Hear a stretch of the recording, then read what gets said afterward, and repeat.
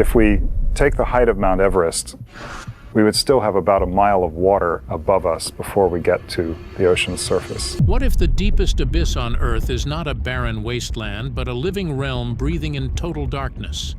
Picture a place where sunlight has never touched, where the crushing weight of the ocean would obliterate a human in an instant, where temperatures hover just above freezing.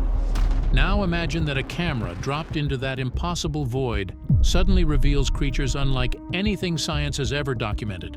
What would that discovery truly mean for everything we thought we knew about life on this planet? The men who went down. In March 2012, filmmaker James Cameron climbed into a submersible the size of a coffin and did something no one had done before. He descended alone to the bottom of the Mariana Trench. The descent took 2.5 hours. Cameron later described the place as a very lunar, very desolate place, very isolated. He spent 3 hours filming the trench floor with 3D cameras before a hydraulic leak forced him to cut the journey short. When he surfaced, he told reporters there were no aliens, no giant squid, just some tiny shrimp-like arthropods. Then, in April 2019, Victor Vescovo, a retired naval officer, private equity investor, and explorer, descended even deeper. His submersible, the limiting factor, reached 10,928 meters, 16 meters lower than any previous descent in the trench. Vescovo spent 4 hours on the floor, collecting biological and rock samples. What he found would change everything. Vescovo's descent took nearly 4 hours. At first, the ocean looked familiar, with blue light filtering down and the occasional silhouette of marine life, but within minutes the blue light thinned out, then disappeared entirely. What remained was total, absolute darkness, the kind where there's no difference between open and closed eyes. Sound also vanished. His training kept him calm, but he was acutely aware that if something happened, there was no possibility of outside help. By the time the craft reached the bottom, it was absorbing over 16,000 pounds per square inch, roughly 1,000 times the atmospheric pressure at sea level. If the hull failed structurally at that depth, there would be no time to react. The water temperature outside would instantly freeze an exposed human body. The distance to the surface was so vast that the concept of rescue didn't even apply. Vescovo had trained for years for this moment, but nothing in that training prepared him for what the cameras would reveal, and nothing prepared him for the trash he would find beside it. What carved the trench? To understand why surviving at 36,000 feet is even possible, you have to understand what created this place and how long it has been waiting. The Mariana Trench is a subduction zone, a region where the Pacific tectonic plate is being driven underneath the Mariana Plate at a rate of a few centimeters per year. That process has been running for approximately 180 million years. The accumulated result is a gash in the Earth's crust that stretches roughly 1,580 miles in length and averages 40 miles in width. The deepest section, Challenger Deep, sits at the southern end, where subduction has carved the furthest into the planet's surface. The trench is so vast that Mount Everest, the tallest point on land at 29,032 feet, would sit completely submerged inside it with nearly a full mile of water still above its peak. The trench is also seismically active. The same tectonic forces that created it continue to generate earthquakes along the subduction boundary, some of which have triggered tsunamis across the Pacific. But the trench's history with humanity is almost as strange as its geology, and the first humans to reach its bottom nearly didn't survive. The dive that nearly killed them. On January 23, 1960, oceanographer Jacques Piccard and U.S. Navy Lieutenant Don Walsh became the first humans to reach Challenger Deep aboard the bathyscaphe Trieste. Moments after landing on the floor, Piccard spotted what appeared to be a small flatfish moving through the rocks. That observation proved that oxygenated water was actively circulating through the trench via deep-sea currents. That discovery had consequences far beyond biology. At the time, governments were facing a growing problem. They had thousands of tons of highly radioactive waste with nowhere safe to dispose of it. A plan emerged to use the Mariana Trench as a permanent disposal site. Since the trench was assumed to be a stagnant, biologically dead environment, they would encase the waste in concrete, drop it into the abyss, and let the tectonic plates bury it over time. Picard's flatfish observation killed that plan. Oxygenated water circulating through the trench meant any radioactive material dumped there wouldn't stay buried. Those same currents would have carried contamination back up through the water column and directly into the global food supply. The nuclear dumping plan was abandoned.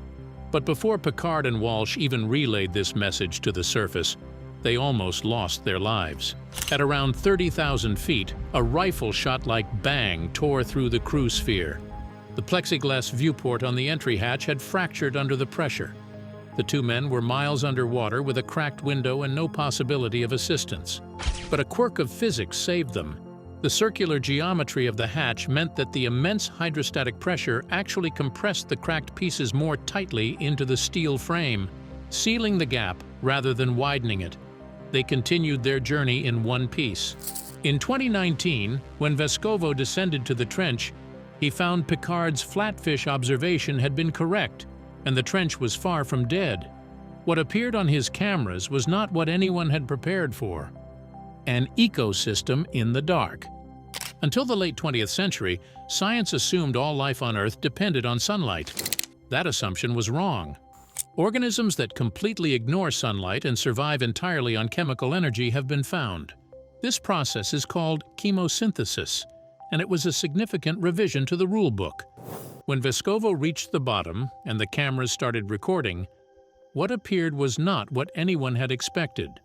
Scientists had anticipated scarcity, a few isolated organisms spread across a vast empty floor. But the cameras showed the opposite: a populated ecosystem. Wherever the vessel's light swept, there was movement. The first creatures to appear were amphipods, small crustaceans related to shrimp. When bait was introduced, they didn't trickle in. They arrived in swarms so dense they resembled a moving cloud beneath the camera lights. Their neighbors, sea cucumbers, crawled across the sediment, grazing through the mud the same way their shallow water relatives do. Snailfish, semi-transparent and gelatinous in appearance, swam through the water at full depth without any visible difficulty. There was nothing about their behavior to suggest stress or struggle. They functioned as a complete ecosystem: scavengers feeding on organic debris, filter feeders extracting nutrients from the water, and predators pursuing smaller organisms. Amphipods competed aggressively for food, moving quickly and converging on bait in coordinated groups. The snailfish swam with speed, control, and precision. But then came the details that forced a rethink. Amphipods in shallow waters are typically a centimeter or two at most. The ones pulled from Challenger Deep measured up to 6 to 8 inches. This phenomenon, now known as deep-sea gigantism, occurs throughout the Hadal Zone and remains incompletely explained. The physiological explanation for how they survive comes down to basic chemistry. Human bodies are destroyed by extreme pressure because it deforms proteins, disrupts cell membranes, and interferes with the enzymes that regulate biological function. Deep-sea organisms have evolved molecular modifications to prevent this.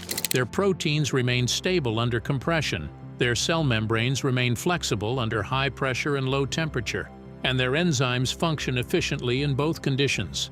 This causes the pressure inside and outside their bodies to equalize naturally, which explains why they move so well. But what remains genuinely unresolved is the question of energy, the math that doesn't add up. The established explanation for how deep-sea life is sustained is marine snow, the continuous fall of organic material from the surface. Dead organisms, shed tissue, fecal matter, and other debris. It all sinks slowly through the water, providing a food source for organisms that never see the surface. Here's the part that doesn't fit. The volume of marine snow reaching the Challenger Deep isn't sufficient to account for what's been observed. The math doesn't work. Something else is feeding this ecosystem and nobody knows what. Chemosynthesis is one candidate, but known vents are not evenly distributed across the trench floor, so chemosynthesis alone can't account for the full picture. Another possibility is that undiscovered vent systems or chemical reactions exist in parts of the trench that haven't been surveyed yet. A third hypothesis suggests that deep ocean ecosystems may be significantly more efficient than surface ecosystems, enabling animals to recycle nutrients more completely, waste less energy at each step in the food chain, and sustain more life per unit of energy input. If that's accurate, the Hadal Zone isn't a marginal environment scraping by on minimal resources. It may be one of the most stable and self-sufficient ecosystems on the planet. None of these explanations has been confirmed.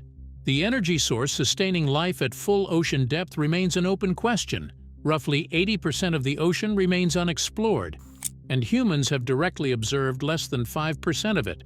The Hadal Zone of the Mariana Trench alone covers nearly 45,000 square miles, comparable in area to the state of Pennsylvania, and only a fraction of that has been examined in any meaningful detail.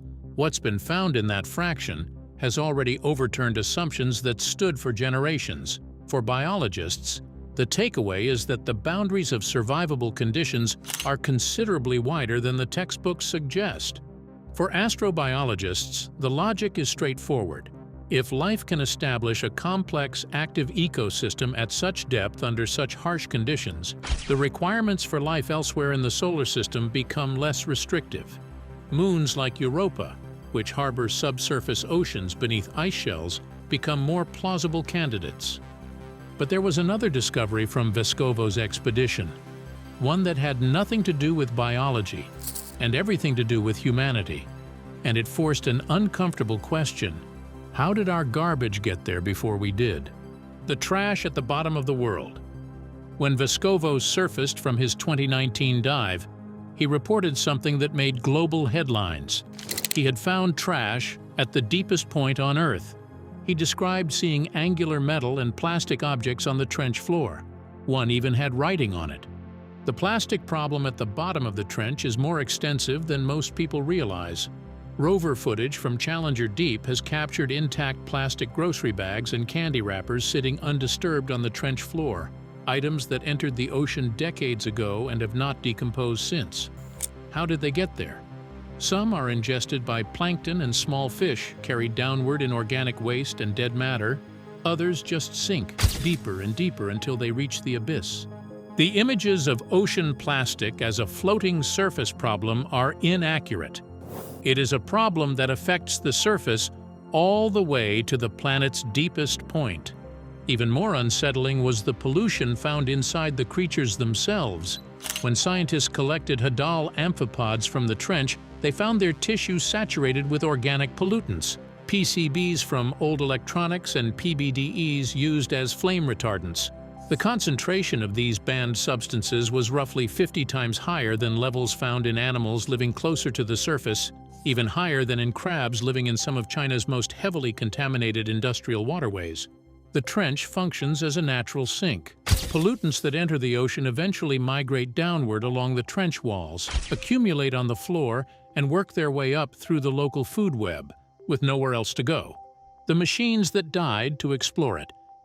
Exploring the trench has always been dangerous.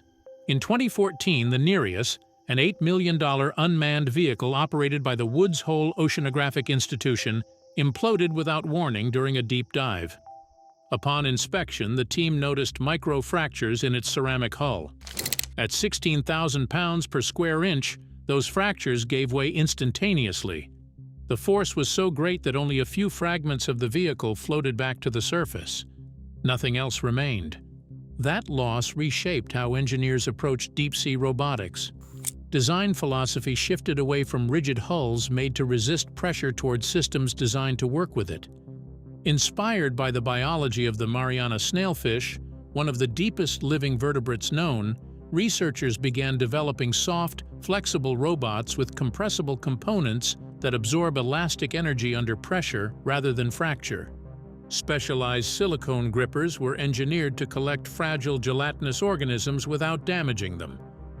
China has pushed autonomous systems even further. The Haidu-1, developed by the Shenyang Institute of Automation, independently navigated the Challenger Deep floor, transmitting high-definition video in real time without a tether connecting it to the surface. The Wukong, named after the mythological Monkey King, operates as a fully autonomous underwater vehicle, descending to full ocean depth, executing pre-programmed scientific survey grids, and returning to the surface on its own. No human input is required once it's deployed. The machines exploring that floor weren't just looking for life. They were also there to pull up rock that had no business being reachable. And what was inside it rewrote assumptions that had stood for decades. What the rocks revealed. The oceanic crust at the bottom of the trench is approximately 180 million years old, one of the oldest seafloors on Earth. Most oceanic crust doesn't survive that long. Tectonic recycling destroys it within 100 million years. This particular section is a remnant of the Panthalassa Ocean, the vast body of water that surrounded the supercontinent Pangaea during the Jurassic period. It has been slowly crossing the Pacific ever since, now in its final stage, being consumed by the subduction zone beneath the trench. That subduction process produces something you won't find at ordinary volcanoes. As the Pacific plate grinds beneath the Philippine Sea plate, friction and pressure chemically transform the rock into a green mineral called serpentinite. Water trapped in the process gets forced upward through the seafloor, creating mud volcanoes, structures that erupt cold slurry, liquid rock and methane gas instead of lava. Astrobiologists study these rocks closely because they release basic organic chemicals from deep within the Earth's mantle without heat. That makes them one of the more credible models of how primitive life might first have emerged on early Earth. The same research is being used to study the possibility of life existing on icy moons like Europa. But the rocks also revealed something else. The trench is polluted in ways that are only now becoming fully understood. Near the trench at the northwest Eifuku submarine volcano sits what's known as the Champagne Vent, one of only 2 places on Earth known to emit pure liquid carbon dioxide. At the surface, carbon dioxide is a gas. But at a depth of 1,600 meters, the combination of low temperature and extreme pressure compresses it into a liquid state. It bubbles out of the seafloor in a continuous stream. The theorist playground. The Mariana Trench has a second life online, and it has nothing to do with science. Because so much of the deep ocean remains unobserved, it has become a canvas for every theory, fear, and fabrication the internet can produce. Some of it is harmless speculation. Others have spread far enough that it's worth addressing directly. The most popular and persistent myth is the megalodon. The premise, popularized by films like The Meg, is that Otodus megalodon, the prehistoric shark that went extinct roughly 3.6 million years ago, never actually died out. Instead, the theory suggests it retreated into the Mariana Trench, where it has been living in secret ever since. It's a compelling image. It is also biologically impossible on multiple levels. Megalodons were warm water predators. They hunted marine mammals in shallow coastal environments, and their metabolism was calibrated for that lifestyle. The bottom of the Mariana Trench is at temperatures between 34 and 39 degrees Fahrenheit. A megalodon's physiology would shut down long before it got anywhere near the floor. Beyond temperature, the food simply isn't there. An apex predator of that size requires a continuous high-calorie diet: whales, seals, and large fish. The Hadal zone offers only amphipods and translucent snailfish a few inches long. A megalodon would starve. The same pattern applies to the myth of sea serpents. The idea that massive, undiscovered creatures like plesiosaurs or something unnamed lurk in the deepest sections of the trench. But there's a hard physiological ceiling for complex vertebrate life in the Hadal zone. At 36,000 feet, hydrostatic pressure reaches 8 tons per square inch. That pressure warps enzymes, disrupts cellular membranes, and breaks down the neurological and muscular systems that large animals depend on. The deepest a vertebrate can physically exist before its cellular structure fails is around 26,900 feet. What actually lives at the very bottom are boneless, gelatinous organisms and single-celled xenophyophores, giant amoebas that can reach several inches across. The truth is, the real inhabitants of the deep are bizarre enough. They just don't look like movie monsters. Then there's the myth of sound. For years, acoustic hydrophones deployed in the Pacific recorded a strange multi-part signal that became known as the biotwang. This mechanical, almost metallic noise didn't match anything in the standard catalog of ocean sounds. In 2024, a study using AI-assisted acoustic tracking officially identified the source. The sound belonged to bride's wails, whose regional vocalizations happen to fall in a frequency range that the trench amplifies and distorts. The steep rock walls act as a natural acoustic chamber, bouncing the wail calls around until they reach distant hydrophones, where they are transformed into something that sounds nothing like a biological signal. And the deepest myth of all is the hollow earth theory, the claim that the Mariana Trench isn't a geological feature but an entry point into a vast interior world beneath the planet's surface. The trench in this version functions as a drain or a gateway leading to a place beneath the crust. Modern seismology, satellite altimetry, and sonar mapping have surveyed the trench thoroughly enough to close that door. The bottom of Challenger Deep is a physical dead end, a V-shaped tectonic boundary where the Pacific Plate is being driven beneath the Mariana Plate. When submersibles land there, they settle onto a thick layer of diatomaceous ooze accumulated over millions of years. The real trench is stranger than any myth the internet invented. And right now, the thing most likely to destroy it isn't a monster. It's humanity. The fight to preserve. The Mariana Trench has survived 180 million years of continental shifts, asteroid impacts, and mass extinctions. Its greatest threat arrived in the last century. In the past several years, marine scientists, educators, and local activists have launched major legal and defensive actions to shield this ecosystem from a rush to mine the seabed. The seafloor surrounding the trench contains deposits of ferromanganese crusts and polymetallic nodules, materials rich in rare earth minerals that the defense and green energy industries are actively seeking. These metals power everything from smartphones to fighter jets, and they are sitting at the bottom of the ocean, completely unprotected. Regulatory bodies have moved to gauge industry interest in mining these deposits. Their reasoning is straightforward. These materials are needed for national security and the transition to renewable energy. But scientists see a different equation. In early 2026, a coalition of marine researchers signed a joint letter opposing the proposal. Their warning was stark. Seabed mining in this region would constitute irreversible biodiversity loss.